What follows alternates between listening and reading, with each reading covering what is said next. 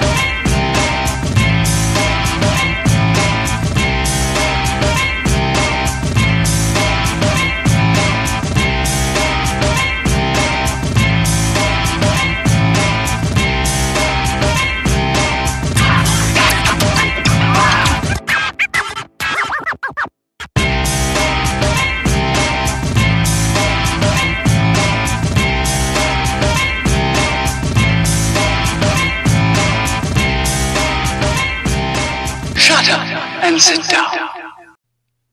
All right, good evening, everyone, and welcome to the 360 Sports Show. We're coming to you live on Facebook, YouTube, Twitter, and Twitch. Thank you for finding us here on a Monday night. I'm Andrew Pizzelli. He is Christian Lauber, and we will be getting into a whole lot of NFL reaction and prediction from Super Wild Card Weekend. We do have the Rams and Cardinals game happening here tonight, so we'll keep you updated with that as we go along. And we'll be getting into some other topics as well. And if you want to reach us at any point, you can do so in the comment section of any of the live streams. Again, Facebook, YouTube, Periscope, and Twitter and Twitch at 360 Sports Show. And you can always email the show, the360sportshow at gmail.com if you're one of our podcast listeners. So without any further ado, Christian, since we still have the Rams and the Cardinals here tonight, before we get totally lost in what happened this weekend, let's just kind of maybe revisit quickly for our live listeners our takes, predictions for this Monday night football game in the playoffs. Do we like having a Monday night playoff game? And what our predictions are for this game? I mean, it goes with the season schedule anyway, so I don't really care about the Monday night thing. And also, it's a holiday, so a lot of people have the opportunity to just kind of relax and watch it tonight anyway. So it doesn't bother me that there's a Monday night game. I mean, it's more football. And yeah, in terms of the game, I mean, I think the Rams should win. Whether they do or not, I don't know. These two teams have both kind of faltered here down the stretch in some respects. But I believe I took the Rams, and the reason why is because the talent on defense. I mean, they have probably one of the best players in the NFL up front, and Donald, and one of the best cornerbacks in the league, if not the best, in Jalen Ramsey. So once you get into crunch time, you know, Matt Stafford, we have questions about. He played for the Lions for so long, but that defense can get it done by themselves a lot of the time and put you in some good field position. So overall, I think the Rams should probably win. I feel like they should be there at the end of this whole thing. I mean, the talent on that roster is ridiculous. And now you put in Stafford with McVay, they should be making a push towards a Super Bowl run. Yeah, I mean, it's Super Bowl or bust for them. This is the biggest game of Stafford's career. It's the longest he's played in an NFL season, 17 games, and now a playoff game. Never gotten here before. I'm with you, the talent, but it's kind of like the same thing I felt about the Cowboys, which ended up coming true yesterday. Is it every big game this year where you said, all right, this is it. This is where Stafford will show up, and this is where the Rams will show up? They haven't. I mean, they beat the Buccaneers early on in a game where a lot of things went their way. They are 12-5. I mean, that's pretty good. I know, but I haven't felt like, I mean, granted, nobody took control of the league this year, but I kept waiting for them to really take control, and they never could. And granted, I feel like you'd be talking into a mirror when saying that, right? You can't the Cardinals just bounce that crap right back at you? Exactly. I was just about what I was going to say is the Cardinals have been in that exact same position, and the only reason I'm going to lean Arizona tonight is because I like Kyler Murray more than Stafford. I don't trust Stafford in these moments at all. I don't know yet with Kyler Murray. Right? This is new water for him. So I'm going to roll with the younger quarterback with the bigger upside in this matchup. Obviously, it's in LA. That helps the Rams. But I have a hard time picking Stafford. I'll be rooting if they get past this game, Obviously Stafford winning a Super Bowl would be a great story. And I'll root for that. But tonight, I have questions about it. So it's one of those like until you show me you can do it, I'm not going to believe in Stafford. So I'm going Cardinals tonight, and this is to determine the week, Christian, because you picked the only games we were different on were Vegas and Cincy. You had Cincy, and then tonight's game I have Arizona. You've got the Rams. So this is a big game here tonight, and we'll be getting into our picks later on at the end of the show for the divisional round. Maybe by then some things will have already happened in this Rams Cardinals game that we'll keep you updated on as we go along. Colin in the comment section says, "Will Stafford's Lionitis get the Rams in trouble tonight?" Maybe, possibly. I mean, hey, Garoppolo has had the same types of bugaboos around him. Can he make the big plays? Can he come through in the clutch? And it was like, having a great game, and then he throws a pick, yesterday's fourth quarter in that Cowboys game. And everybody was like, oh, God, here we go. Same story. We'll get into all of that as we go along. So a lot of NFL here early on. We will be getting into some not MLB, nothing to say there. NBA, NHL, and some other. Maybe you're going to be getting into the MLB. I'm going to be taking off at that point. Yeah, and some other things as we go along in the show. So, Christian, let's start with reacting to some of these games, and we'll just go through the games as they happen. So that first one, Cincy, Las Vegas, I had the Raiders, you had the Bengals. I think in a way this game was kind of what we expected. Two of the kind of wild card dark horse teams facing each other, which was a shame that they had to eliminate each other this early on. But kind of what we thought we would get. Raiders have a chance to go down and tie the game at the end. A team that never quit all year long had their season still alive on the last play of the game. Cincy, good for them. They win a playoff game. We'll see what they can do going forward, but obviously feel good for the city of Cincinnati. And this was one of the few entertaining games of the weekend. Yeah, for sure. I mean, this was definitely a good. I mean, it doesn't have the buzz. I mean, it's the Bengals and the Raiders, but still a good game nonetheless. And the team that I thought was going to win kind of did in the similar fashion to how we thought they would. Right? I mean, it's just two teams kind of. It's shootout-esque. I mean, it wasn't incredibly high scoring, but both of these teams are going to win by offense, not really by their defense, in my opinion. So. Look, I think Burrow and Chase is just an absolutely fantastic duo. I mean, the two of them, you can put two guys on Chase, he'll get open no matter what. He had like 9 catches for 116 yards or something again. In terms of the Raiders, I mean, they just fired somebody here today. So I think it was Mayock, actually. Mike Mayock got fired. Yep. Who knows what direction they're going in. I like what I saw from Carr somewhat.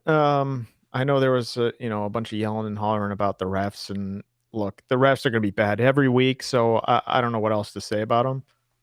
But I just thought this game overall was exactly how I thought we said it would play out. It's two offenses going to be going at it, and it's going to be probably within a touchdown, which it was. So two kind of close teams. Where the Bengals go from here, I don't know. I don't know if we know who they have yet. We probably do, right? But I don't like them against the iron of the AFC, that being Tennessee, KC, those teams. But hey, I mean, you never know, right? I mean, this is their first playoff win in a long time. So yeah, so Bengals will be at the Titans next.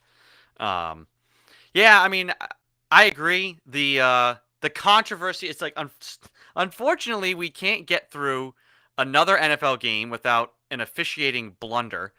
An inadvertent whistle on that touchdown where Burrow, at the end of the first half, Burrow's along the sideline.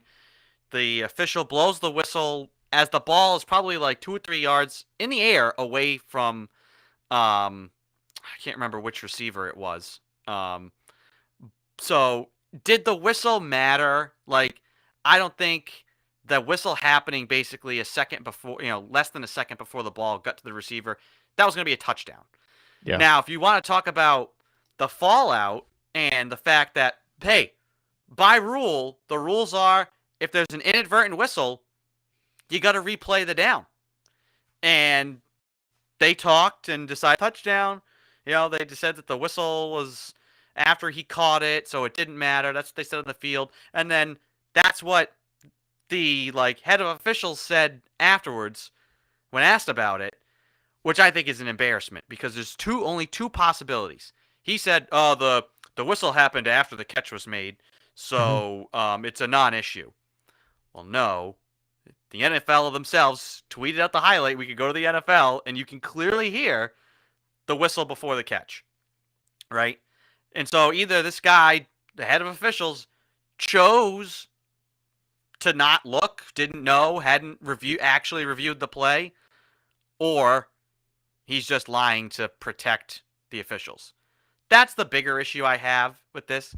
Jerome Boger and his crew not going to work another playoff game. Duh. Thank you. Should have been in the game in the first place. I don't know how him and his crews get. I mean, I know it's an all-star crew, but Jerome Boger himself, I feel like, is always in the middle of these weird calls and just, run of the game type of miscues where, oh, well, someone's not in position, so we can't review that, or just not officiating the game right. I feel like he's always in the middle of one of those. So how he wound up with a playoff game to begin with, I don't know. So did the whistle matter? No. The fact that it's another blunder and it's just all these things piling on top of themselves and the incompetence, that's the bigger issue. And I don't know. I feel like this is a talking point every single week and every single year and nothing gets done. I don't know. Do we just keep bashing our heads against the wall till the NFL does so? I don't know. I mean, the only time that you've ever done anything about the refs was when you had replacement referees. I think half the problem is this is not even just an NFL thing. This, I feel like, is becoming a sports-wide thing. I don't know. Yeah. So that could be an off-season, football off-season discussion. We'll get a panel. We can bring up to 10 guests on here. We could have a whole panel discussion on officiating in sports and how to fix it. I don't know. So comment section, if you have any solutions on how to fix officiating, drop in your thoughts and comments there. So anyway, that's our 2 cents on that. Plenty of sense left for the next game Saturday night. Let's push this one to the end, huh? You want to push this to the end? You want to leave it? Okay, so we'll be skipping over the Saturday night football game to roll through the rest of these. Next one shouldn't take too much time. Tampa just absolutely rolls past Philly. Tampa Tom carries on. I really don't know how much analysis needs to be brought to this game. Philly, good to make the playoffs. They're not ready. I think they'll be better next year. They have tons of picks. They're set up well. I don't know if Hurts will be their guy long term, but I think that team is set up for success long term, and just not a match for Tampa right now. Yeah, they'll be in the mix, especially in that division. That division's weak as hell. But yeah, I mean, it's just a good old-fashioned blowout, really. I mean, the Eagles scored 15 points, but it was all in the fourth quarter and kind of garbage time. So how much stock you can put in those points, I don't know. But hey, here you go. I need to pull it back up, but Brady is now something ridiculous in Tampa. It's just the beat goes on. His first home playoff game. Yeah. Just ridiculous. He is now 29-9 with the Bucks and 5-0 in the postseason. So, imagine getting rid of that guy. Not ideal. But hey, look, this is where you're at, and Brady and Gronk are just going to continually make plays. They're clearly far ahead of Philly. Philly should be kind of in the playoff race here going forward, but they're not. They're not a matchup for Tampa. There's just no way. And Tampa will now move on and probably get back to the NFC Championship game at least, and then who on the other side will puke on themselves, we don't know, but find out. Yeah, I mean, just I didn't give the Eagles much chance. There was a slight chance. Again, things go right, they play their best game, they could keep it close. Their defense was not going to be able to get stops all day long. So Tampa, just like I said, Tampa Tom carries on. Colin in the comment section says Eagles have nowhere to go but up. They already have the QB. Now they have plenty to build with. Yeah, I'm still not sold that Hurts is going to be their guy. I mean, they embraced him this year, and they really tailored the offense to his strengths and making it work. I wouldn't be totally shocked to see them move on from him if somebody is available next year. Um, if I mean, depending on what happens with somebody, I mean, a guy like Garoppolo can be on the move. Mhm. Matt Ryan probably going to be on the move. We know Aaron Rodgers is going to be on the move. I don't know if he'll go to another NFC team. Like I don't know if he'd go to Philly. We think Denver's a spot. Deshaun Watson, what happens with that situation? I mean, getting him out of conference if you're the Texans. There's going to be upgrades available for the Eagles if they want them. And they have all those picks. I mean, there could be a situation. Who knows? Russell Wilson. Did the Seahawks trade him in the NFC and say, sure, we'll take a whole boatload of picks right now. We don't care where we trade him. We're rebuilding. Russ is going to the Big Apple, and he's going to take Belichick with him. Oh, that's going to be your conspiracy theory? Russ to the Giants? Yeah, Russ and Belichick to the Giants, and Joe Judge is going to come back here and take over special teams for McDaniels. Ooh, I like it. So, Colin also says, at least Brady is still here in 2022, giving me something to root for. Yeah, I mean, hey, if you're a New England Patriots fan, if you're a Tom Brady fan, you can root for Tom. I am getting fed up though with the people who are like, man, how could you get rid of that guy? Like, what would you? Do you really think? One, Tom Brady was not going to win on Sunday with the Patriots. Tom Brady was not going to play for the 2020 Patriots with that roster, and Tom Brady would not have won against the Bills this weekend with that defense. So. If you give him a contract, he's happy here, and he'll play more. So that's the argument. It's 100% factual that if they give him a contract, he's fine. I don't know. It's a lot closer if he's on the team. We've gone maybe, but I also think we've gone down this rabbit hole of I think everybody just wanted something different. Yeah, 100%. But I mean, I think it's fair to say that Kraft is also could be in question here, making the wrong choice. Oh, what? He should have been like, you know what, Bill, you don't want to keep Tom. Yeah. I'm gonna fire you and keep Tom. Yeah, bring in Tom's guy McDaniels to lead the team, which I'm not for, but yeah, I mean, Tom Brady's still winning Super Bowls, and Belichick is kind of struggling here to push the pace. I know you have this like fascination with Mac Jones. Who knows if he's the Patriots guy? So we'll see. So anyway, we're boiling on the edges here. We'll get there. So Tampa pulls away easily. Middle game, San Francisco. They beat the Dallas Cowboys. Niners really had control of this game until about like 8 minutes to go in the fourth quarter when they started playing really sloppy and gave the Cowboys a chance to get back in it.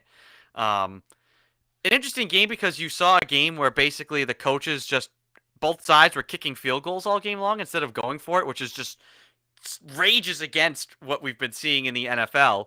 And at times I thought it was smart. I mean, if you're the Niners, you're like, hey, just keep tacking on points here. You can just keep the pressure on. And then late, if you're Dallas, it was like you're down 16, but it's like you need 2 touchdowns with 2 2-point conversions. Let's just take this field goal with 12 minutes to go. And yeah, we need 2 more possessions still, but now the math is a little bit easier if you think you can get those stops. And there was tons of time left. The tightening of Shanahan in games like this, though, is it's so fun to watch because it's coming. It trickles all the way down to his team. Now the Cowboys are their own thing. Mike McCarthy is just an absolute buffoon too. But Shanahan, every time there's a close game here and it gets to the fourth quarter and there's about 6-7 minutes left and they're like, okay, they're in control. This is over. And that sphincter tightens up as tight as it possibly can, and they just start absolutely throwing up all of themselves. No, I mean, hey, I would love to see people were saying, like, what is happening in the final minutes of this game? It's like, well, you're seeing, like, a waging war of forces between McCarthy and Shanahan, like, trying to equally not lose a game. And making wrong decisions. But, yeah, I mean, San Francisco, they had the early edge and the early lead. I thought they were playoff ready. I mean, they've been playing playoff football for weeks. Cowboys have had this. That whole game was a microcosm of their season where they have these big wins and then these head-scratching losses, and that's the way the game went. They started poorly, and then they started to turn it on. It was too little too late. I mean, the fourth quarter was sloppy for both sides, but this is obviously such a huge loss for Dallas. I mean, this was their year with where Dak and Zeke are in their contracts and their age. I mean, the age of a running back like Zeke, the miles start to accumulate, and so you felt this roster, this was their year. And that is just such a, we'll get into like the last couple plays and all that debacle, but for Dallas, just overall, just taking the game as a whole, what a huge disappointment. Seasonally disappointing.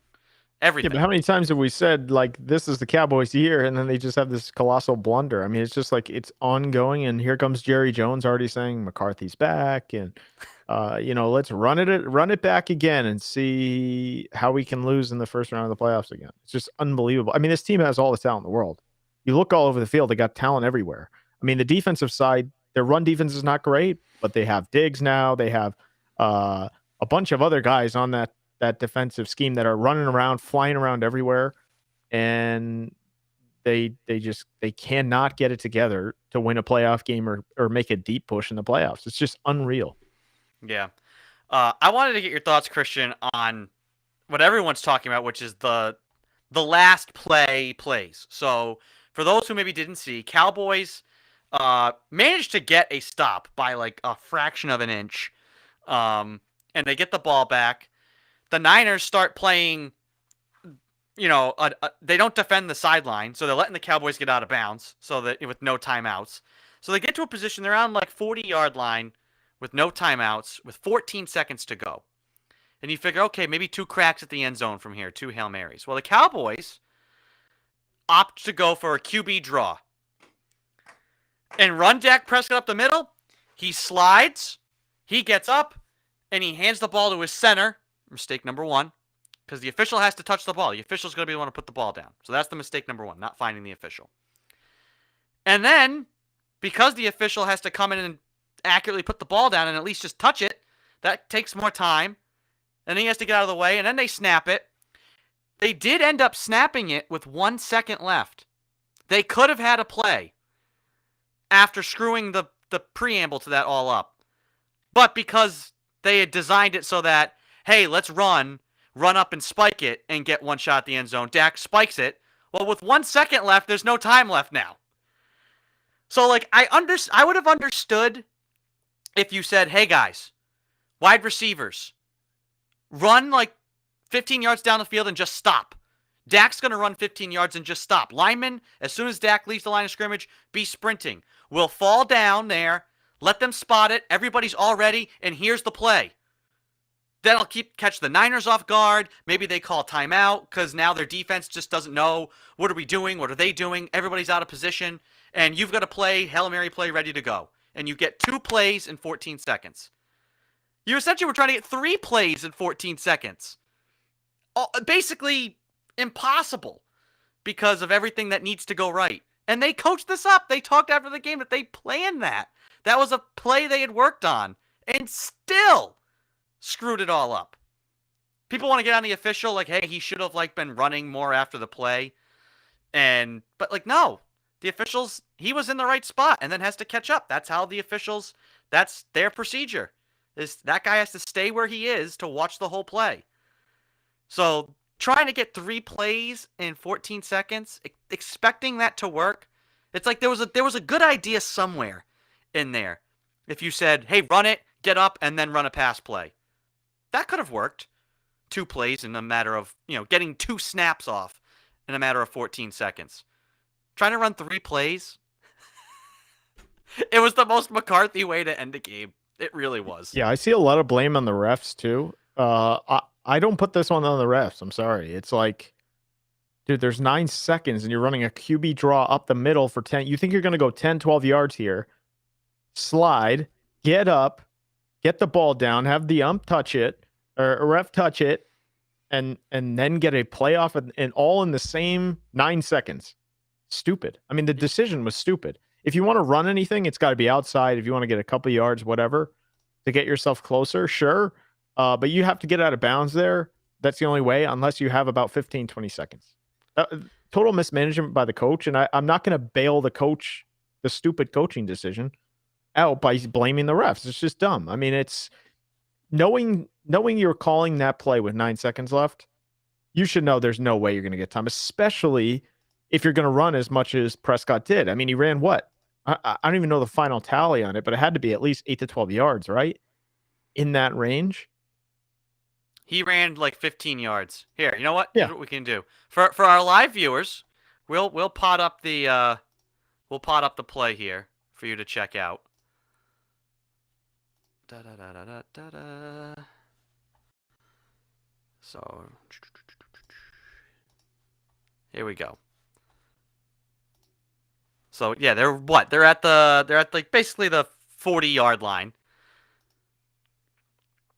And so he takes off and runs. I mean, and everybody else is kind of jogging, but like the thing is like look at everybody else. Like 15 yards. 15 yards and then they have to get reset. I mean, plus not only do you have to get everybody there in time, you have to have time for them to get set. They have to be set for a whole second before you can snap the ball without any sort of illegal procedure or anything like that. So it's like the expectation that you were going to be able to get that. And now officially, the officials, they reviewed the play. They did grant him, I guess, the snap, like upon review, like the final play, because there's a delay, and when it says 1 and then 0, there's actually like it's not truly 0 because it's that second between 1 and 0. So officially he was the Cowboys were granted that play, and he spiked it in the ground. I just feel like too, like there wasn't enough urgency from everybody else. I mean, even like watch Pollard, who flexed out up top. Like, you kind of like run a route, and now once Dak takes off, like everybody should have basically been sprinting like 85. What are you doing? You should have been running to a spot to get set. Instead, it was like, oh wait, yeah, that's right. This is what we're doing. Looks like Cooper did it right. Cooperson down the bottom were already set. Like it's just. I still don't like the play call. It takes a lot. No, it's a horrific play call. I would have rather see them try another hook and ladder play, which they ran twice in the game. One didn't work, and the other one worked to perfection on this same drive. To try this, it's like, yes, maybe, but it's like you're trying to be too smart. And even still, like I said, if you would run 2 plays, hey, we're calling 2 plays. Dak run, get down, everybody sprint to the line. They're in sideline defense. Maybe they'll be confused what to do now because nobody was expecting this. Right. Trying to get more yards to then spike it and hope you maybe have time to then run an end zone play. Why not just take 2 end zone shots? Like, I don't know. It's laughable, and honestly to be expected out of McCarthy. Colin in the comment section says, parallel to Andy Reid's school of clock management prior to having an elite offense that doesn't need to manage the clock. Yeah. Colin says, one can also let the ref know what your intentions are prior to the snap, which they clearly didn't do. Even then, you're asking for the impossible to get that spike in. Exactly. You see that happen all the time. Before a game, officials might, the coach might talk to an official, hey, we're running this fake. We might do it at some point in this game. With this, the coaches do talk to officials about these sorts of things. They bring officials in during the week to like, hey, this is a play that we're thinking about running. Can we run it? And you can tell us if there's anything like any sort of procedural thing or formationally wrong with this. That's just part of preparation. And yeah, before a play like this, you could be like, hey, this is what we're running QB draw. Can you have this guy be ready to like that? That does happen. But hey, sure.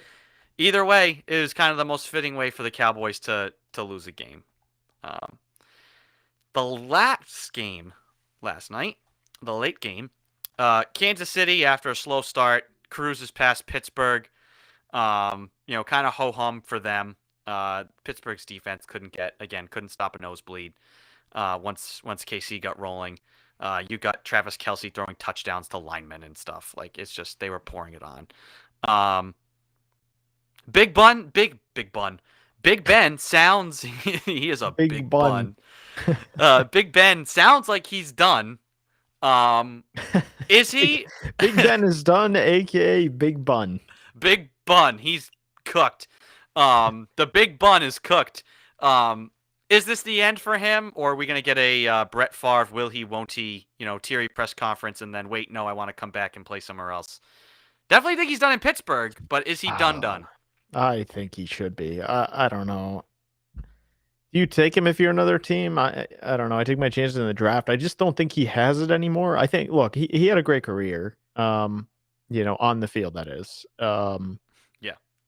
But he's done, I think. I can't he can't really throw the ball that well anymore. It's just we said this last week. It looks like he's throwing like a lump of bricks around. And I just think he's cooked. If I were another team, I feel like it's kind of similar to Cam Newton at this stage where he's much older, but he's beat up. He's taken a lot of wear and tear, and he's played a long time in the league. So, and I don't know how much he takes care of himself in the offseason. I feel like he's, kind of blown up like a balloon the last few years. So it's like that yeast is rising. Yeah, the big bun. I just think it's time for him, whether he wants to play or not. I mean, I guess that's up to him. But in my opinion, just from the eye test, great career, but I think he's just done. I mean, I think he's been cooked for at least 2 years. And the Steelers, kept bringing him back, and he kept coming back. I agree. I mean, I think he's done. Will he decide to hang them up? I don't know. I mean, I feel like, what was it? After 2016, I think, going all the way back, he was like crying after they lost the AFC Championship to the Patriots and saying, this could be it for me. I don't know. And that's now, what, 5 years ago? 6 seasons ago. So I really wouldn't be shocked if we, April, May rolls around and all of a sudden we hear these going, Big Ben might want to come back. And there's some team that like lost out in the free agency market, didn't get somebody in the draft that they wanted, and they're just like a suck team. And he's like, I'll come back for a year. I'll be your quarterback. I don't do it.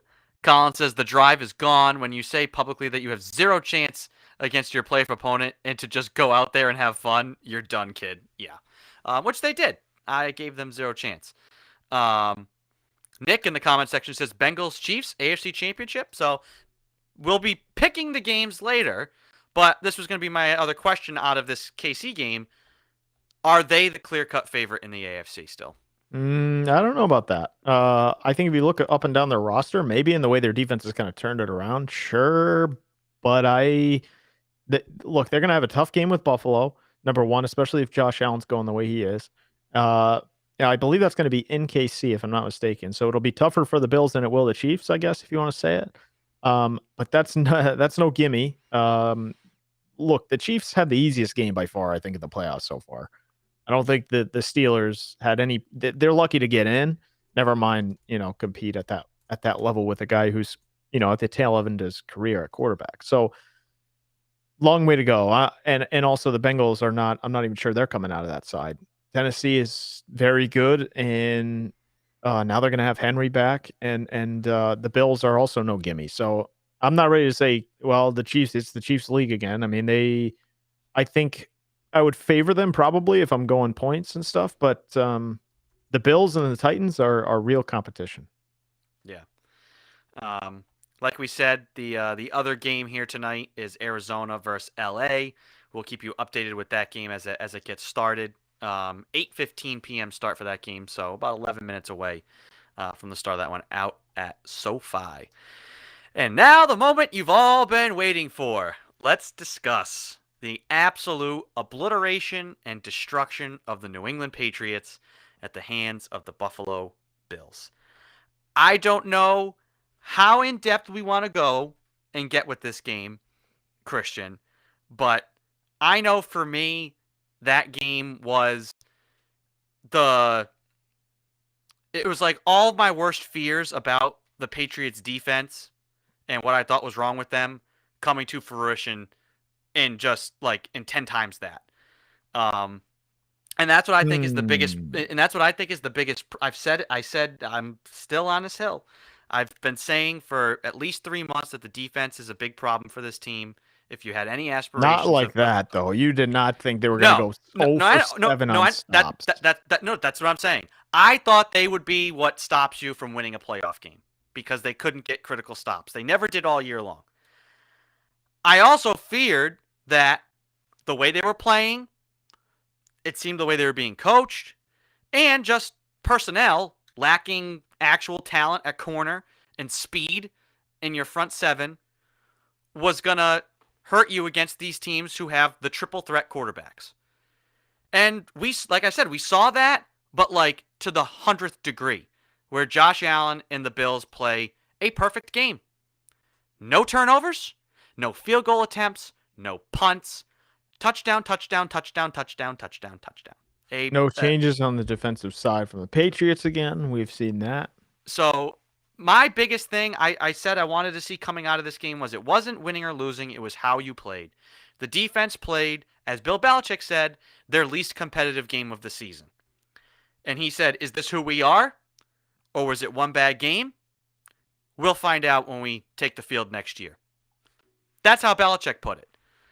Now, I also wanted to feel good about Mac Jones.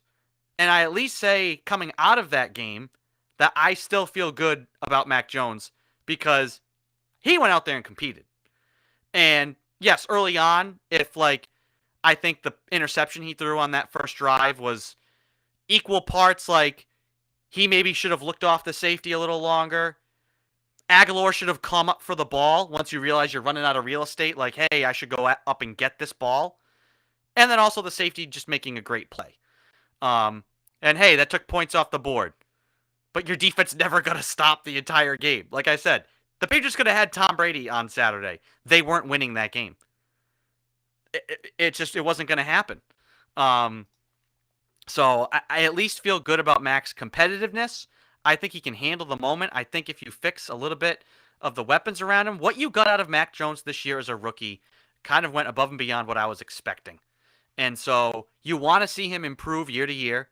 That remains to be seen. But I at least feel the offseason discussion is not going to be, is Mac Jones the guy? It's going to be about fixing this defense. Because you're not winning a game, a playoff game, without fixing this defense. You face Josh Allen. You face Zach Wilson. You'll face Tua or who knows? Patrick Mahomes, but they may get Deshaun Watson just in your division. Like, you Patriots have to now start thinking, hey, we have to just build ourselves to win the division and get to the playoffs that way. Not, hey, let's design ourselves so we can beat the Chiefs and win a Super Bowl and worry about the Packers or the Cardinals. No, you need to start focusing a little closer to home. And triple threat quarterbacks are littered in your division now. They're going to be more and more littered across the NFL. And so this is a major problem. And that comes to both personnel and coaching. You have to start coaching to stop that. Instead, you're going to get these guys who Tua looks bad against most of the league, but because he can run an RPO offense and your defense looks completely clueless against an RPO offense, that's a big problem. That's a big, big problem. And that is the biggest offseason topic and point after this game. Not, is Mac Jones the guy? Because I think he is, at least in the short term. We'll find out in the next 4 or 5 years if he'll be the guy to win a championship. But you can't have a defense that can't get a single stop, make a single play. That's the biggest problem. That needs to get solved pronto. Yeah, I mean, I'm not questioning Mac Jones if Mac Jones is the guy. I think you can still draft quarterbacks though. I'm not 100% saying he's your franchise guy. You never know, but he looks like he can play. His makeup is good. I didn't think he played his worst game of the year or anything coming close to that on Saturday. But I mean, between him and Bourne, those were really the only two. I mean, the running backs couldn't really get anything going because they're down by 21. But between Stevenson and Harris and something on the O-line kind of clicked at the end of this year or throughout the year, I guess. And on balance, I don't mind your weapons. I think maybe Aguilar is really the guy that if you can get an upgrade there, or maybe it'll take another year for him to get in this system more acclimated. I don't mind the offense where it is, especially if you can get another receiver with Bourne, because I think Bourne is kind of your classic guy that can do a bunch of things, and if he's your number 2 or 3, I like your chances a lot. But the defense is just, I mean, they need real help on the second level. Their front is moving towards something anyway. Barmore, I think, is good at that level. I think Duggar's good for your secondary. the in-between is not great with young players, and they need more speed there at the linebacker level. So they got a lot of work to do. And I think the bigger question, at least for me, is it's not really is Mac Jones a guy. Is Bill the guy to re over this roster again? I know they gave some of the personnel decisions in terms of drafting and stuff in the offseason over to other guys and went more outside of just Bill, but they need real talent and not guys that he knows in college and that can maybe make a difference in 3 years if after he coaches them up and turns them into great players. They need real talent at this point. The league has changed, and I don't really see Belichick changing with that league. A lot of these teams, and even some of the bad ones, have speed, size, athletic ability all over the field, and they're running all over on defense. They just don't have much of that. And who knows what happens to J.C. Jackson this year? Do they franchise him? Is he gone? No, I they're wouldn't. they're in trouble on defense, in my opinion, because I don't know. It's not going to be a yearly reconstruction here. It's going to take a couple of years, and you have to do it through the draft in some places. So they're going to have to hit on some picks. I mean, their defense is just unacceptably bad. And not just the players. I think the coaching staff needs to be questioned as well. I cannot sit there and watch this game, have your vanilla defense do nothing different and come out of the game saying, well, we didn't have the personnel. You didn't even try to change anything game plan wise. And I'm not even sure what your game plan was. I mean, to be quite honest with you, they didn't stop anything all night. So it's not like they made some plays. They didn't make many plays at all. And the coaching is A1, A2 on the list, in my opinion. Yeah. Well, and that's the thing is like you look at it, and even when the Patriots tried to do something like late in the second quarter, I think it was 14-0 at that point. You're trying to get a stop. It's 3rd and goal. They end up bringing heat, but Adrian Phillips is giving, he's playing outside technique on the tight end on the goal line. It's like his hot route is to just run a post. Like he's just going to run to the inside, and that's the quarterback's just easy outlets, the easiest throw. It's the easiest spam throw in the world. And he gave him that. It's like, no, you gotta take that away. You're trying to go. Phillips is not the biggest guy. You're trying to go through or around the tight end to stop that play. So even when you did dial something up, you had guys the attention to detail just wasn't there. As far as Belichick being able to coach in this league in today's game, I think he can, because I just look and say the things that they were bad at are just fundamental things, like setting the edge, having good gap discipline, same deal, playing with good technique situationally, and maybe that's the surrounding coaches, because it's not on Bill every day to go down and say, all right, this is how we're going to play inside technique on the goal line. This is how we're going to do this. You have coaches to do that. And so I don't think it's Bill. It's the supporting coaching cast that I'll have major questions for. Okay, but you understand that one of those coaching staffs is his kid, right? I know. So it's Bill. I mean, that's where you start. I think there's one option, and it's the only option, because I don't think Bill would have had Steve be a coach if the players didn't respect him. Hey, my kid's going to be the D coordinator now. If the players weren't going to respect that or be able to take coaching from him, I don't think he would have ever done it, and it wouldn't have lasted long at all, because Bill wants to win at the end of the day. So I think he has the respect of the players to be able to be a coach. I think it would help Steve Belichick. I don't think he'll get fired. I think Bill maybe goes to him and says, what would be good? Go be a head coach of a college team. Go be a D1 football. Hey, you know what? Nick Saban will give you a job.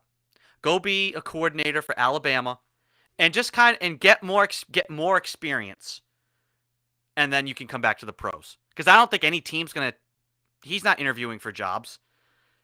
Gerard Mayo wants out. I don't think Steve Belichick is gonna go take he's not a head coaching candidate. He's not going to go somewhere else in the pros to be a coordinator.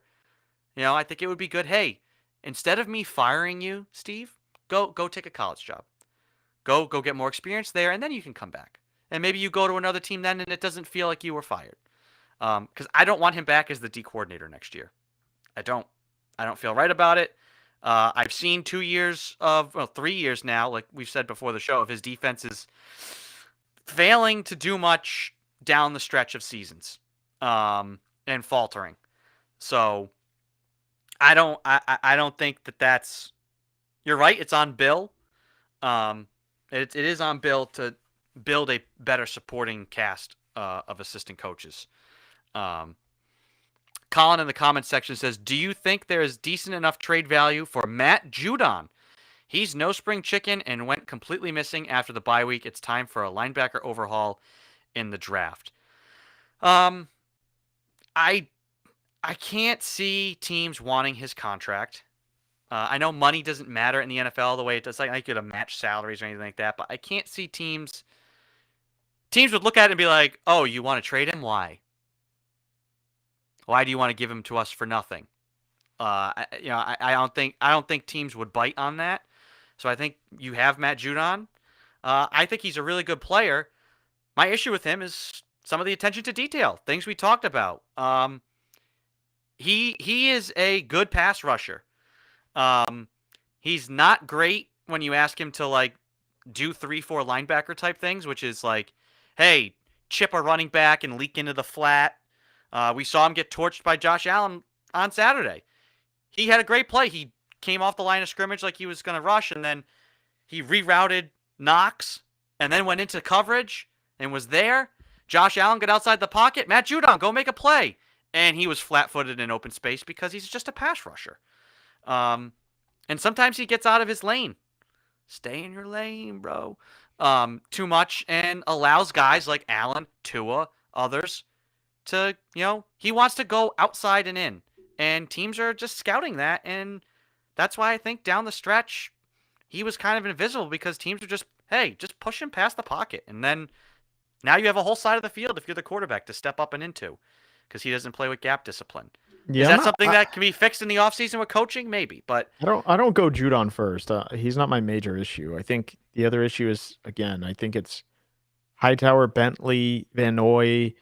Judon's on the list. I mean, he had a rough last quarter of the year, but I'm not ready to just say, okay, trade him and just players. No. So like, I think you need more around him so that he doesn't have to do those other things. I think if you have Guy, Judon, Barmore, Uche, I feel like needs more of a say here and more of playtime in the upcoming years, because you got to get younger, and they've drafted all these guys, but we don't see them because you have Hightower, you have Van Noy, you have Bentley, you have all these guys at that linebacker level, and I just, the way the league is now, it's not going to be.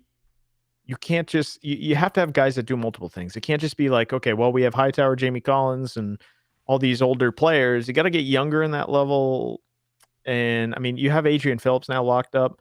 Who knows what happens with McCourty?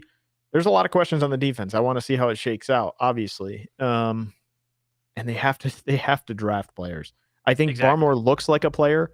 He's a rookie too. Let's not forget that. I mean, he had some blunders here in the last quarter of the year as well. The whole team did, quite frankly. But they hit on some guys. I think Duggar can play. I think Barmore can play. Obviously, J.C. Jackson, if he sticks around, can play. So they have some guys. I'd like to see the other secondary guys, Uche and the other linebackers that they've drafted here, Anthony Jennings, and maybe get some of those guys involved more here going forward. But we'll see what happens with Hightower, McCourty. Those guys appear to be like maybe on their way out. We don't know, but. Yeah, I mean, I agree with you. It has to be through the draft because they just spent a boatload of cash this offseason, and you're not going to do that again. You cannot rebuild your defense that way. So it's going to have to be through the draft. Colin in the comment section says, can't stop a running back outside to save his life. I think it's still talking about Judon. Who did on this team, though? Well, that's what I'm talking about. Everything, the things you saw break down, like I said, it was gap control. It was edge discipline, and it was just attention to detail. Little tiny things Those are the things that end up becoming big things when you get to the playoffs and play good teams who have a whole season of tape on you. Nick also says, should the Pats do with BB what the Celtics did with Stevens, make him a full-time like GM type or some other job in the organization? Just a thought. I think, personally, I think that's what Bill would want. And I think he would – I think that's – listen, Josh McDaniels had a job in Indianapolis that was kind of just perfect. And then something made him say, no, I'm going to renege on this, and I'm going to go back to New England. And it basically really not even try that hard to get another job after that. When he's been a quote-unquote, hey, he's a candidate. Like, people are interested. And now not even interviewing. Some assurances were made to Josh. I think that they may have told him he's the guy. I don't know what the time frame is. I wouldn't be shocked to see that happen. I don't see it happening this year, this exact year, because it's going to go at least one more year. I can't imagine. I mean, I know Bill, I think deep down Bill wants to get, which would take probably another 3-4 seasons to reach the Shula wins record. But if Bill decides, hey, I don't want to, that could happen. But I would be stunned if it happened this year. Nick also says need young linebacker core and more cornerback depth. He says Colin Cowherd said that the Pats should trade Mack for Russell Wilson this offseason if they want to compete for the AFC.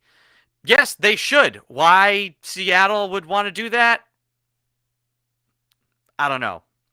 Pete Carroll's on crack, and that's why they'd want to do that. I don't know. I don't think Russell Wilson would want to do that. I think Russ would play here for Bill. No, I don't think so. I think he wants to be him and CR, they want to play in LA. They want to play in New York. They want a big city. Oh, well, okay. Well, yes, true. Would it be the preference? No. But I think if you were going to be not in LA or New York, I think playing for a coach like Belichick would be alluring to. I think if they want to compete, they might as well go out and just get like Devin White and maybe bring Gronk back and Darren Waller for the 2 tight end set, and that'd be great. Let's get all those guys. Let's just trade for them. Well, hey, that's another part of the thing. Josh McDaniels, you're here another year.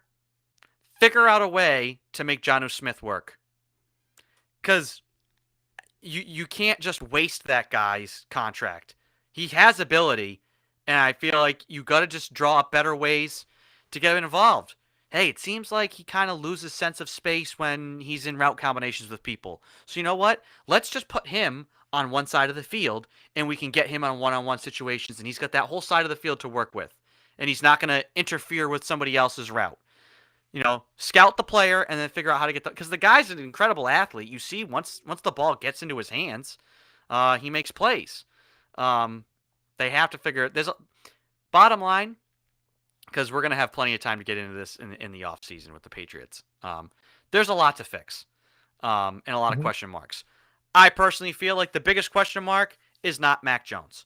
So I wanted to come out of Saturday feeling like we're not sitting here saying, put that on a t-shirt. Oh God, we don't have a quarterback either. You know what I mean? Like, no, but I don't think anybody's saying that. If anybody's saying that, they're just unrealistic. They didn't stop anything. It was 7 of 7 for 7 touchdowns. What are you going to do? So I don't think anybody's questioning the quarterback. I just think I do start with the head coach because he runs the show, both coordinationally. I don't even know if that's a word. I just made it up. And also he makes the calls in the GM room. So it's like, at what point here, I think they've started to do this where they're giving guys in the room a say on draft day and things like that. So I don't know if more of that needs to happen, if they need to change some things on the defense, especially if a guy like Mayo leaves, and they have no coaches left at this point. So I don't know what they're going to do, but they got to make some changes overall. Yeah. Nick also asks, he says he would love to have someone like Calvin Ridley here as a true wide receiver 1. Sure. I think him and Kendrick Bourne are kind of the same guy. Ridley's got a little more speed, but I don't look at Calvin Ridley as a true number 1. But again, those are the nitty gritty things I, we can I'm get not. into. I think the fascination with the weapons needs to be like by the wayside at this point. I think if you can get someone, sure, do it. But I don't think the weapons are that big of a problem. You need to incorporate Johnu Smith, like you said, and more two tight end sets, and maybe that comes in year two. The main issue with this team is on the defensive side of the ball, and you need to focus on that. There's no other way to turn this team around. Their offense should be good enough, especially in as Mac gets going here in year two, year three. Their offense should be good enough uh, to get you to a point where you can win playoff games if you have a more balanced team. Without the balance on defense, forget about it. Yeah, exactly. And we'll want to see the leap from Mac Jones. Like I said, hey, that first interception, maybe year two Mac Jones doesn't even look to the left side of the field. He's looking right the whole way. He gives a pump fake, and then he turns and he dimes it down the left sideline. Little tiny bits of progression, those sorts of things. That's what we'll want to see next year. Because I agree, the weapons are good enough. Should be good enough if you had a competent defense, which is crazy. Like I said, coming into this year, I don't think thought we'd be sitting here at the end of the year saying, "Wow, this defense is a sieve and is an embarrassment," and that's what it was. They certainly got embarrassed on Saturday, yeah. Which is crazy. Have the last two seasons tarnished Bill's legacy? Question. No, I don't think it's tarnished his legacy. I think it's kind of brought into light how the structure of your winning went. I mean, I think it's tier one is Brady, tier two is Belichick. They did it together, obviously. I think Bill is a great coach, and I think you can clearly tell that by guys like Mike McCarthy and Kyle Shanahan, kind of crapping their pants in crunch time. But also, I think Belichick got the Patriots to a certain point with his coaching, and I think the quarterback kind of raises you above that into new levels. And I think Brady is just obviously the best of all time. So if he can win with Arians and he can win wherever, I mean, he just continues to win. I just think it takes me pulling back on the Belichick argument and kind of pushing Brady ahead. So 60-40, 65-35, whatever you want to call it. I just think he's still a great coach, and his legacy I don't think is tarnished really. I think that's set. But I mean, if he can't get back here in the next couple of years, maybe it does. Maybe. Yeah, I'd agree. I'd agree with that exactly. I mean, I don't. It's tough to tarnish the legacy. I think it would have to have been like, oh, Brady leaves and the Patriots can't win more than 3 games, and it's like, oh, yikes. They were competitive with half of Cam Newton, and got to the playoffs this year with a rookie quarterback, and whatever happened to them, a defense that completely fell apart down the stretch. So I don't think, hey, we're asking now, does this tarnish his legacy? If the Patriots had won this game on Sunday, some people were saying just getting to the playoffs this year was an insane accomplishment.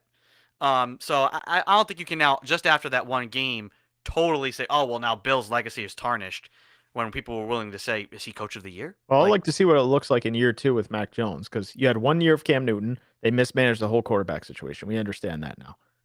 But Jones is here now, and that should be the guy, right? I mean, they identified him. They took him in the draft. So let's see what it looks here going forward, and then we can question his legacy, his coaching, whatever you want. It's about, like when they drafted Mac, and we said, hey, if he starts year one, and then when he was named the starter, okay, here's the progression. Compete for the playoffs. Check. Year two, improve, just as a player, and now be making the playoffs / winning the division. We expect that to be the case. By year 3, hey, you better be pushing to make an AFC championship game, or you've been in an AFC championship game. Year 4, year 5, make a Super Bowl. But if you're getting to the AFC championship game and losing, hey, it's okay. But it's a constant upward trajectory. Like we've seen with Josh Allen. Look at Josh Allen in 2018. People were like, the first game he played the Patriots in 2019, people were like, this guy is a complete bust. Like, oh my God, awful. And now he's a borderline MVP. So giving it time, we'll see what happens with Mac and this team. And we're in agreement about rebuilding the defense. Colin says they might be able to re-sign one of these two, J.C. Jackson or Trent Brown. Which would you choose? Oh, J.C. Jackson. Trent Brown, love the guy, not the same player. Missed time at the beginning of the year. I think he's lost a step. I think you could get Trent Brown back here if he wanted to come back again on cheap money. J.C. Jackson, I don't know if I don't franchise him because you need money to fix the team. And committing, what, $18-19 million to one guy who is a questionable number one cornerback, I don't know if that would be wise. Yeah, I was gonna say. I mean, I think maybe the answer is J.C. Jackson, but I think Trent Brown shored up your offensive line after he came back this year. I think he was actually a big piece. And for the money that he'll command compared to J.C. Jackson, I think the answer is Trent Brown. Nick asks, what the hell happened during the bye week this year? That's kind of the line of demarcation. They had their win streak. They went into the bye week, came out a different team. Did something happen, or did they just have the spell broken of whatever mojo they had going, and it was just they couldn't recapture whatever they had going during that win streak? I don't know. I mean, I haven't heard anything about, maybe we'll find out in the offseason about, oh, there was this meeting and there was a blow up, or, the players couldn't take Bill's coaching because they were winning and he pulled one of his, back to reality, humble pie, practice weeks, and that had the team all upset and they just never, something happened to them, a mismanagement of personality. I think they just played better teams. Not really, though. Not really. They played the Bills twice. Outside of that was Jacksonville, Miami. It's not. And Indy. Listen. Yeah. We obviously Indy. No, they played the Bills once. Sorry. Yeah, they played Indy and then the Bills. Yeah. Yeah. And they played the Bills in the windstorm. Like, right. What would all those games versus the Bills look like if they were played under normal circumstances? Not good. I think closer to what we saw, probably what we saw in the second matchup. I don't think we would see 3 games of what we saw on Saturday. They probably should have lost the one in the windstorm too. So I mean, hey, I don't know. If they put the ball in Josh Allen's hands more. So I just think people who got enamored with the win streak, I just think they had some things go their way. They got some teams at the right time who were clearly down. The Chargers kind of like in a little bit of a slump. The Browns were falling apart. Tennessee was so banged up. I mean, they caught, Atlanta, total joke. The Jets, Houston. I mean, I think people made too much of the win streak. They won about as many games as we kind of thought they would. They got to a spot we thought they could. And unfortunately, it was just a really, really, really bad matchup, given your personnel and coaching, whatever you want to say. That's should have won more, though. But should they have? I mean, I think we look at it now and just say that they didn't have the DNA to make those. Yes, a play here or there, a winning play here or there, they could have won 13, 14 games. But clearly, this team didn't have that in their DNA. That's what I think. Maybe. I don't think anything happened at the bye week. I think it was just they played better teams after the bye week. That's it. Yeah. Or teams who were at least teams that were playing better.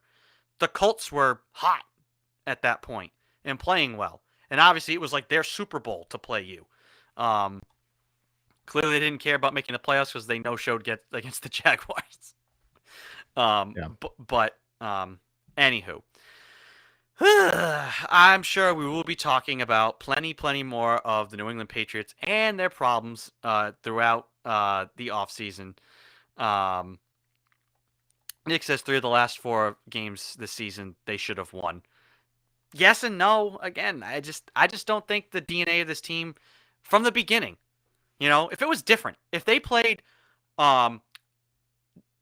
their same schedule, but instead of playing the Saints and the Bucks and then the Cowboys all early on, they played, the Browns and they played the Jaguars and they played the Texans and they started like 5-1. We'd all be like, wee! And then the harder games were sprinkled along. The season would have played out a little bit differently. I mean, I just think they were what they were, which was a good, not great team that just didn't have enough of a winning quotient all year long.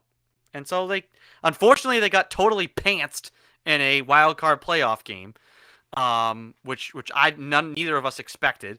I feared it, but I didn't expect it to look that ugly. So it is what it is.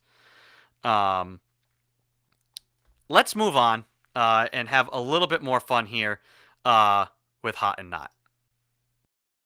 It's time for Hot. Hot. You want to talk about hot? Hot. Please stop doing that. Doing what? Continue. Go ahead. And Not. God, is he a moron? Oh my God, he doesn't shut up. It's so stupid. Stupid decisions. Dum-dums. The naughtiest knot of the year. Oof. Suck fest. Suck sauce. On the 360 Sports Show. All right, Christian. Hot and Not. You lead it off with the hots here. With the hots, I am going Mr. Star of the Week in the NHL, Brad Marchand. Everybody's favorite rat, right? I mean, the world's favorite rat. But he's on a tear right now. He should be in the All-Star game if you want to know the truth. Let me send this over to you so you can line that up for me if you don't mind in just a minute. But yeah, ridiculous week for Marchand and the Bruins. I mean, it just ridiculous coming out of the COVID break there in the new year. But first star of the week, 10 points, that leads the league. 6 goals, that leads the league. Assists, he had 4, that's tied for 7th in the league. He had a broken nose on the stick of a Capitals player, and then this hit to he just lines up Fabro. I mean, he's just doing everything, and I mean, this guy's just, you go back to the years of his dirty plays and stuff, to where he is now. He's an absolute monster in all phases of the game. Just ridiculous. Yeah. No, big one for him. For this week on the hot, we had a lot of good options last week, so I meant to get this in last week. So it's a little bit of old news, but I did want to bring it up. This is some Olympic sports news. This is about Brittany Bowe, who's a Team USA speed skater, who gave up her spot, I believe, on the 500 meter team. I got to double check. Yeah, the 500 meter team to her teammate, Aaron Jackson. So they were in the trials, and Jackson, who was in first place, slipped, lost an edge, and ended up not placing to be able to go. And so Bow, I'm not sure how you pronounce her last name, who had already qualified for the 1,000 meter and the 1,500 meter, wanted her teammate to be able to come to the Olympics, felt that she deserved to be there if she hadn't slipped, basically gifted her spot. She said, "Come on, you're coming," which I just thought was awesome. And cool story. Needed to be mentioned. So actually, we will tweet this out at 360 Sports Show for our podcast listeners. Any of this content that we bring up here in the Hot and Not, or throughout the show at any other point. If you're one of our podcast listeners, you can go to Twitter and go see it there. So, Christian, while I am tweeting that, give me your Not of the Week. Well, this week I believe we have a not competition between 2 head coaches in the NFL, and that was between Mike McCarthy and Kyle Shanahan, both trying to lose a football game in the final minutes of it. Ultimately, I would say Mike McCarthy won by KO in this round, but just an absolute battle between these two for the top of the not list. And I think if you want to go see an absolute cluster, the end of the 49ers and Cowboys game pretty much sums up the yearly cluster. Yeah, I had down in my not just the Dallas Cowboys. The entire operation. Just everything, that whole game. You are a favorite because you have all this talent. People are picking you to go to the Super Bowl. And one of the most consistently undisciplined good teams. Like 14 penalties. Oh my God. That was what was comical about that last sequence and that last play and all of that decision making, was that you were expecting the Dallas Cowboys to execute that play without committing a penalty, which miraculously they did, and they left no time on the clock.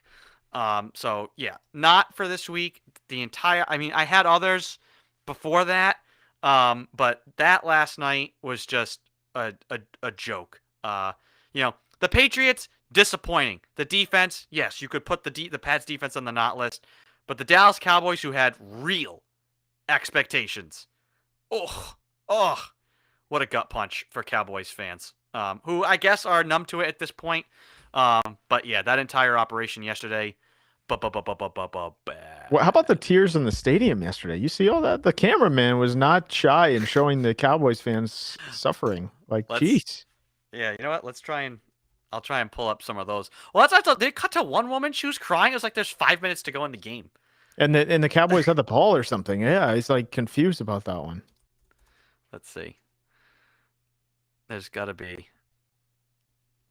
There's just this one person. I know this morning on First Take, Stephen A. had them queue up like the whole long thing.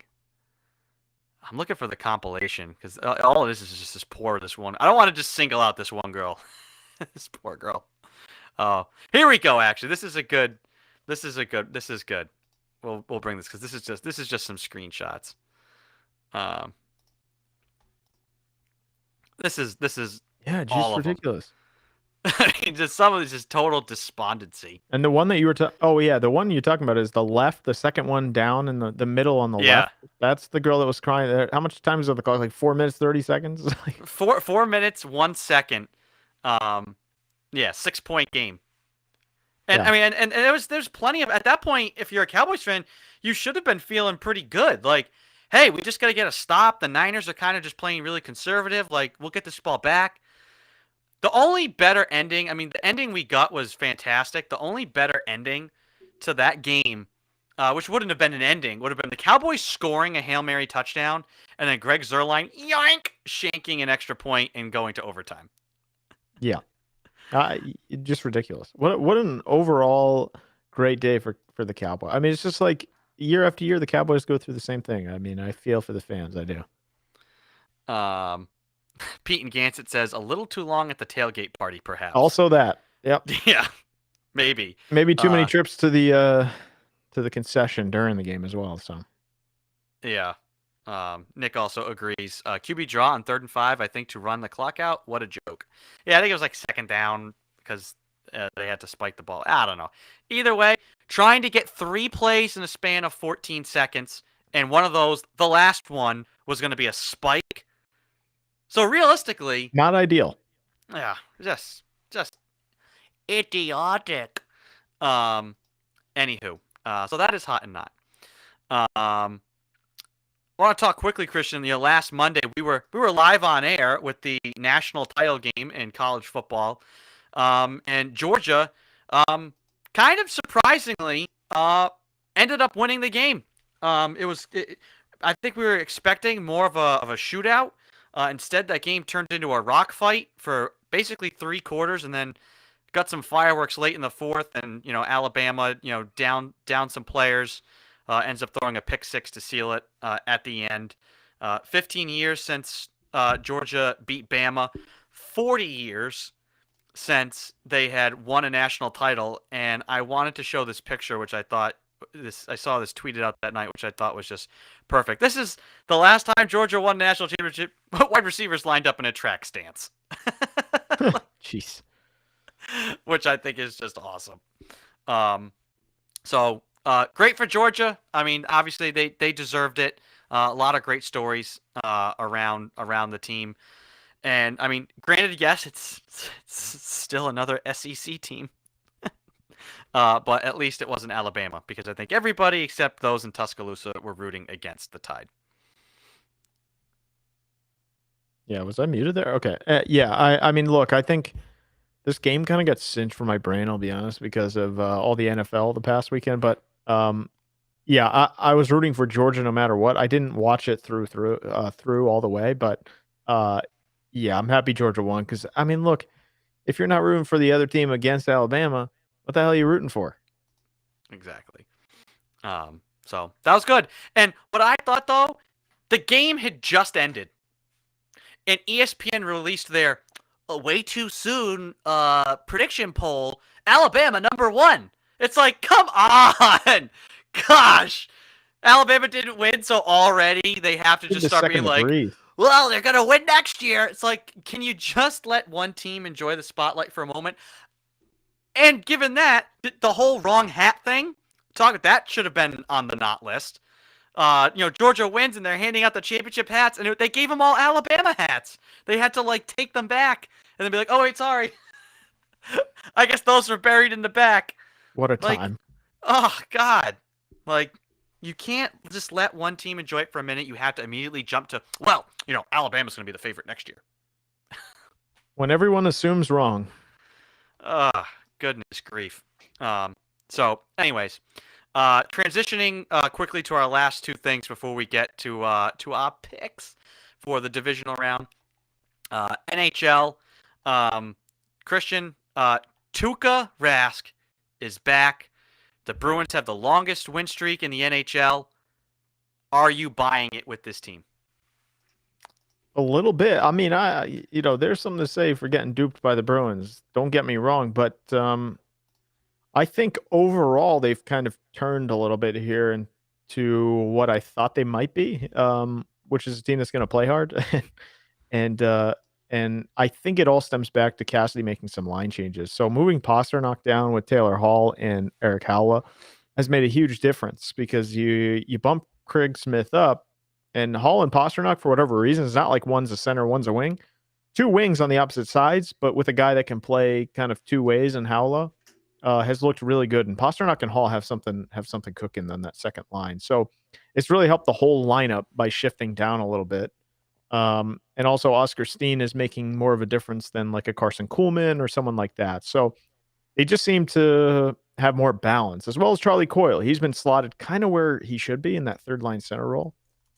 He's not really a true number 2 or 1. I mean, if he played up to his talent level that I think he has on a nightly basis, maybe he's a 2, but on this team, if he's the 3, I think you're in pretty good shape. So, and also I think there is something to be said for Tuukka Rask coming back, because I think the players like him, and to give them a boost, I think there is something to be said for that, because a guy comes back, you kind of get excited. It's like Chris Sale coming back to the Red Sox. It's like we've seen this story before. What that means going forward, I don't know, but I think they should be in the playoffs. They should be a playoff team based on their roster. So I'm buying a little bit. I'd like to see what it looks like here the next couple of weeks, but they've played some decent competition. They just played the best team in the I wanted to say the NFC. I'm going all over the place here, but they just played the Nashville Predators, who are one of the best teams, hottest teams in the NHL. So, and beat them in OT. So they have some legit wins here, and I want to see how they do going forward. But I'm a buyer if I'm at the trade deadline. I'll say that. Yeah, right now they are the second wild card team. They are 22-11-2, 46 points, 5 points on the Red Wings for that last playoff spot They're moving quickly here in the NHL, or in the Eastern Conference rather.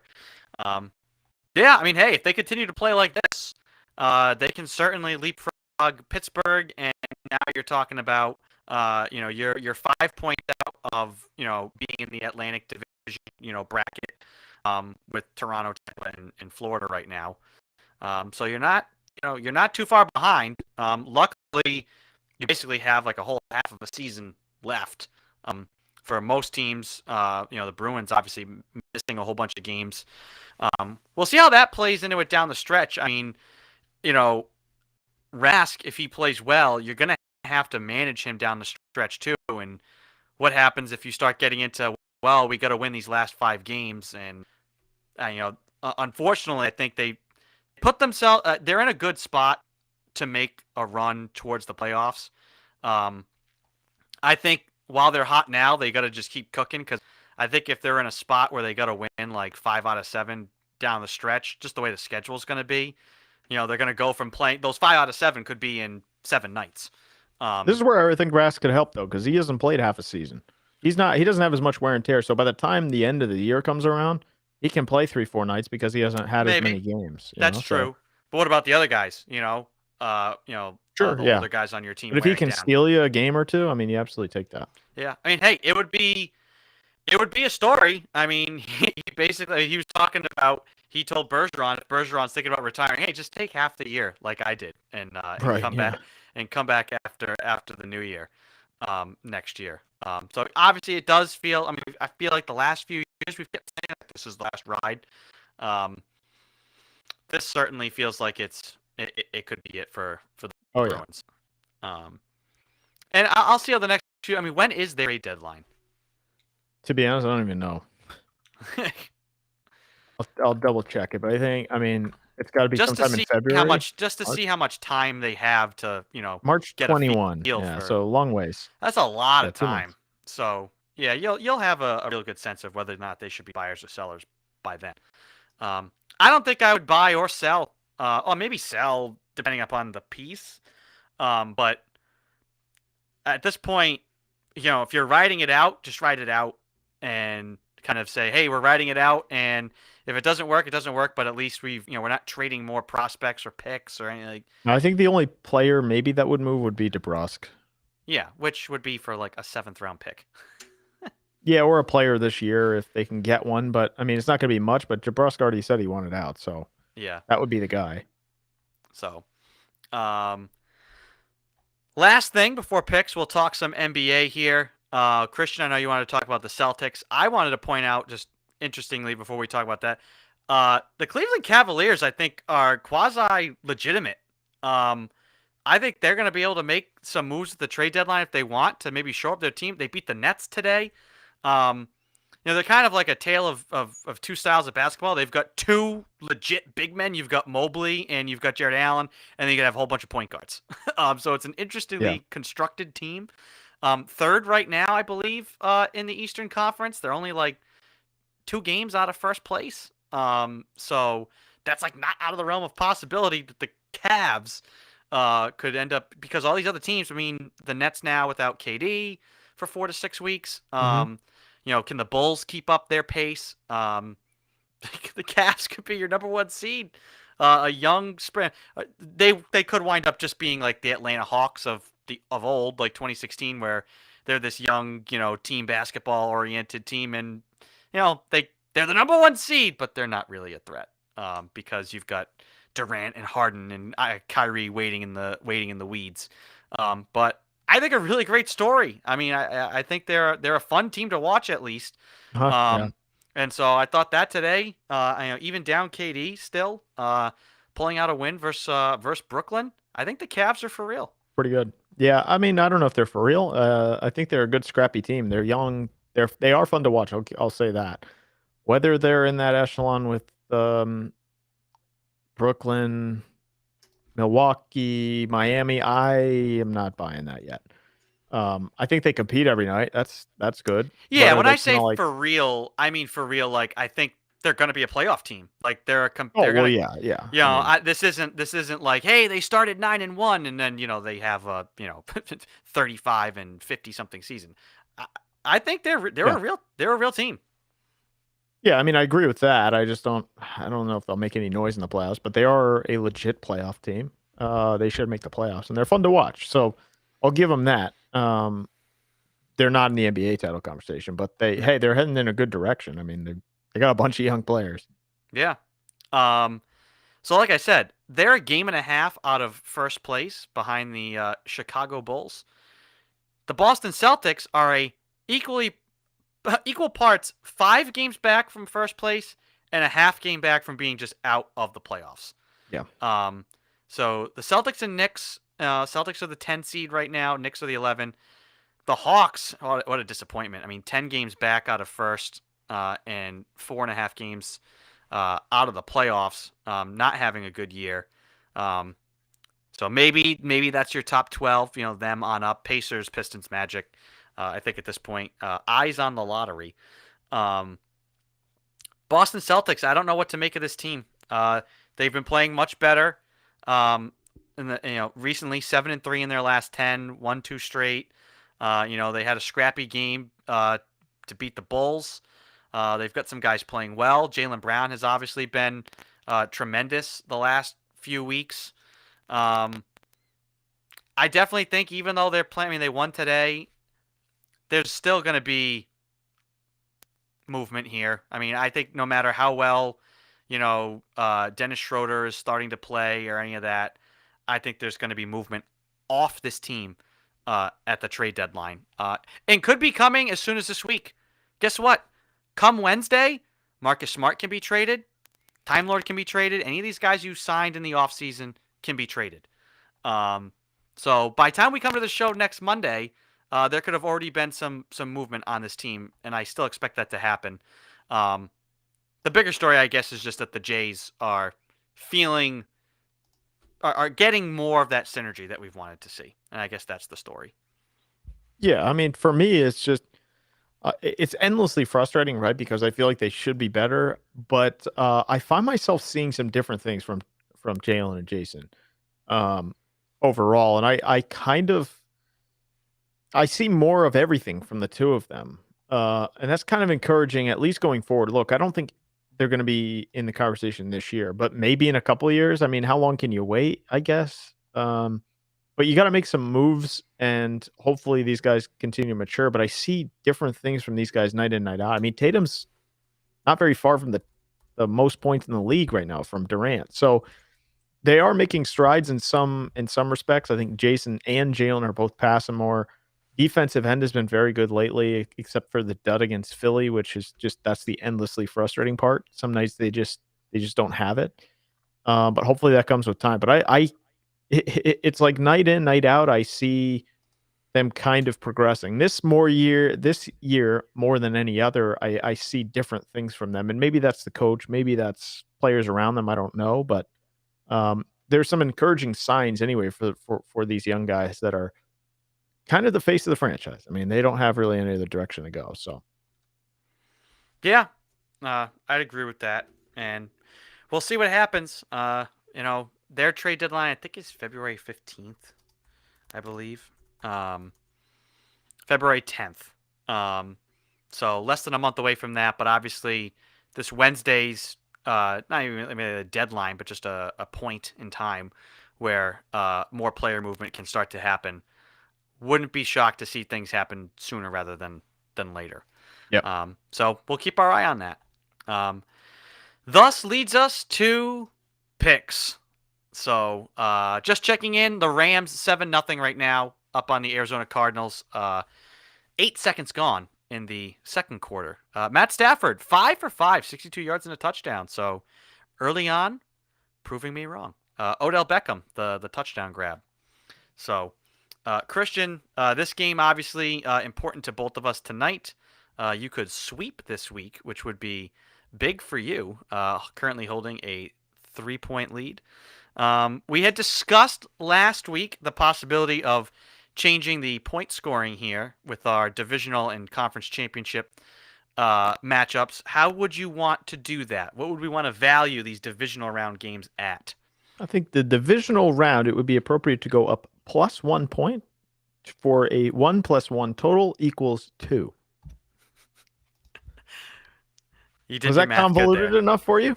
No. It was my understanding there would be no math. That could be our whole little separate side of TikTok is just the 360 Sports Show math. I mean, it's pretty good. I mean, it's up there with some of the greatest stuff in all of talk shows. So I'm for it.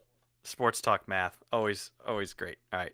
So obviously we don't know the result of tonight's game. Womp womp womp womp. We'll have to communicate ex parte and get that picked once we know the last matchup. But with what we know now, let's go ahead and pick next weekend. Yeah, divisional weekend. 2 points. These are worth 2 points, people. 2 points. Cincinnati at Tennessee. Ooh. I really have no idea what to expect out of Tennessee. I know what to expect out of them as a team, but home. Bengals got a big win. Can the Bengals get 2 postseason wins after going 0 for so long? No, they cannot. I'm picking Tennessee. This is a tough one. For you, not so much for me. Tennessee. Okay. Yeah. Why do you like Tennessee? We only have like a few games, so give it, give me a little bit of the why. I could give analysis. Do I want to? No, I'll say Tennessee because look, they're at home. I think Vrabel always has them ready to go. They were really good without Derrick Henry. Derrick Henry is now presumably back. Same with Julio Jones. I don't love the quarterback there, but I don't think they use him as other teams do, so it's not as huge of an emphasis. And I just like the way Tennessee plays. I mean, they're always in the game, and I feel like they had a lot of adversity without Derrick Henry this year. Some injuries. Look, the guy is in the MVP conversation for a reason. So losing a guy like that is big. Again, I don't love the quarterback, but I always think Vrabel's team is ready to go. So I just think Cincinnati is probably not ready for this. I think the playoff win is good for them, but I don't think they're ready for the next step here. Yep, I agree. Maybe riding a little too high after last week. How's that for analysis? Boom. Right in your kitchen. Next. San Fran at Green Bay. I'll let you go first on this one. We'll alternate. This is tough. I like Green Bay, I think, here. I'm rooting for Jimmy G, but I just don't know if San Fran is going to be able to catch this one. I do give Green Bay a chance to puke on themselves, but that will come in the championship game, not this game. So at Lambeau, I think they should be in good shape and be able to win this game. The Niners have a little. I mean, they said it on the broadcast. It's a top 10 team offensively and defensively by the numbers. Obviously, their record was not great, but they scrapped and clawed and found their way to get into the playoffs. They went on the road and beat a talented but ridiculously inconsistent and undisciplined Cowboys team. I don't think this Packers team is nearly as talented as the Cowboys are overall. Obviously, Aaron Rodgers is tremendous, but he is still going to be dealing with that foot injury. And all it takes is, I'm sure he's enjoyed a little time off here. A guy steps on him in the first quarter, and now you're going to be limping around the whole game. And the Niners are a fast, flying around team. They got a little bit of mojo going. I still like San Fran here because I'm rooting for the Jimmy G, Tom Brady NFC Championship game. But see, here's the difference, right? Rooting for that and giving up 2 points are two different things, right? So I'm rooting for that too. Who says I'm giving up 2 points? Well, I mean, the world. Next. And me. So it would be TBD versus Tampa B. I don't know if you're ready to pick this game without even seeing the opponent. but I am. So you can just mark me down for Tampa Bay. All right, fine. TBD versus Tampa Bay. I'm going to reserve judgment. I guess I'm hedging my bets here. Like, I don't have any faith in the Rams winning tonight because of Stafford. But if Stafford goes out there and lights it up and has confidence, then I would like the Rams against the Bucs because of their defense. I think the Rams are the only team that could beat Tampa. I really 100%. do. Only team that has competent coaching, has talent. I think a younger quarterback. I think if you had Kyler Murray, or I think having to go up against Tom, that could be too much big of a moment. I wouldn't like the Cardinals against the Bucs. But I would. The only like reason the Rams. I'm just blindly picking Tampa Bay is because until someone knocks them off, I have no reason not to pick them. It doesn't matter the competition. They're Brady's 5-0 in the playoffs with Tampa, so I'm not gonna. I think the Rams could easily take that game just based on their defense because I think their defense is absolutely legit. But yeah, Tampa. Actually, you know what? Yeah, no, you've talked me around, Christian. Want to know why? Because if I'm actively rooting for the Tampa Bay San Fran NFC Championship game, I have to go with Tampa. Why would I pick the Rams anyways? I would. Have you learned nothing from me in the last 5 minutes? I just said you don't have to do that. You can still root for things, but not pick them. You know what I mean? So you're saying that picking Tampa is a bad thing here? Well, no. I mean, I think Tampa's going to go. You have ulterior motives. You want me to take the TB, well, not TB, take TBD. Just in case Arizona wins, I want you to take Arizona. No, I think I'm gonna roll with Tampa. Now you're just a copycat. All right, Stop final hitting game. yourself. Stop hitting yourself. Stop Yeah. hitting yourself. Final game of the week. These are getting shorter and shorter. We're gonna have 2 games after this, and then the big one, the big salami, right? Super salami. The super salami, the enchilada. Buffalo at Kansas City. Yikes.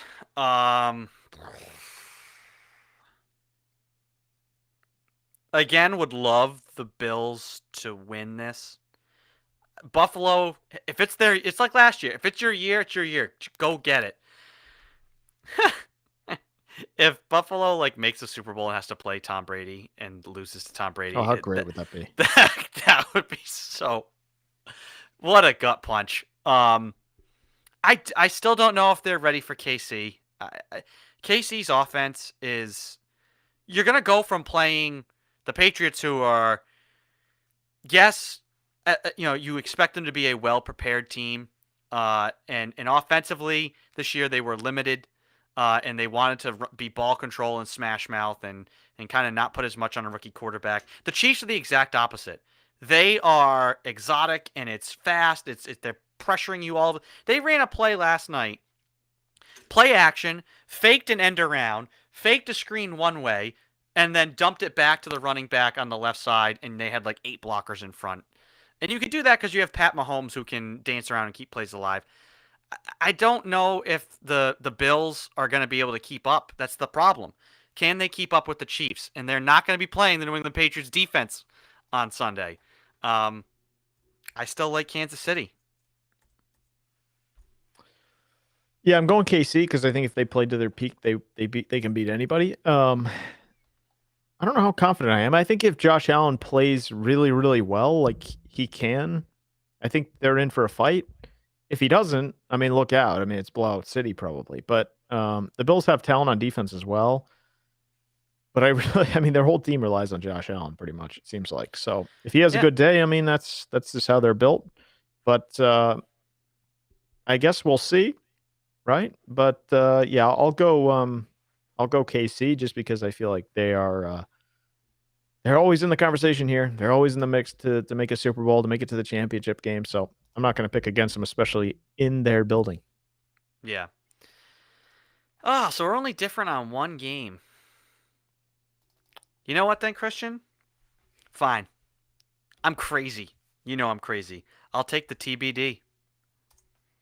I'm taking to be determined. It's a ballsy move. I'm putting it on the record now. Tampa loses next week. It's over. All right. Doesn't matter who it's against. Doesn't matter who it's against. I'll take your word for it. It's 14-0 Rams right now, but that may be playing a little bit into it. Yeah. I think the Rams, like we just said, I think the Rams are really one of the only teams that could beat Tampa in the NFC. Maybe the Chiefs, obviously, if they play up to their potential. But the Rams' defense is just so legit. I feel like that is really what's going to carry them. If they're going to make a deep run, they've spent so much money in that side of the ball. They've added Von Miller. They're ready to go for a Super Bowl. This team should be ready to go, especially with the quarterback of Stafford's caliber, if he plays like he can. He's putting it on himself right now. 6 of 6, 93 yards, a touchdown. Also rushed 3 times for a touchdown, and rushed 3 times with a touchdown. Yeah.